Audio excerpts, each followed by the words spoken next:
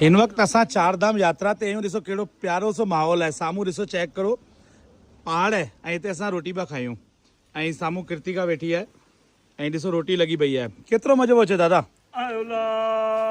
सभई चओ झूलेलाल। बेड़ा ई पार। असां मसूरी खां निकिता आहियूं, पहिरीं धाम जी यात्रा यमुनोत्री यात्रा लाइ निकिता आहियूं ऐं रोटी पिया खाऊं। आंटी कीअं पियो लॻे? भाई बढ़िया।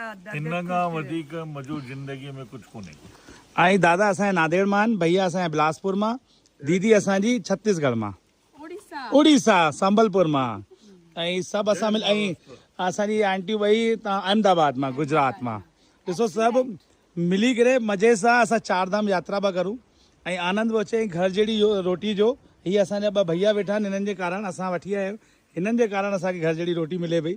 ऐं ॾिसो आलू भिंडी सिंधियुनि जी दाल चांवर ऐं सेवयूं मिठियूं, केतिरो आनंददायक आहे, मज़ो पियो अचे। ॾिसो चेक करो, तव्हांखे नज़ारो थो ॾेखारां कहिड़ो आहे। ॾिसो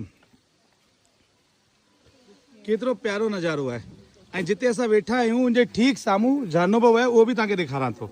ऐं ॾिसो नंढा नंढा झरना पिया वहनि, इहे चार धाम यात्रा बि हले ऐं हिते असां पंहिंजी रोटी पिया खायूं।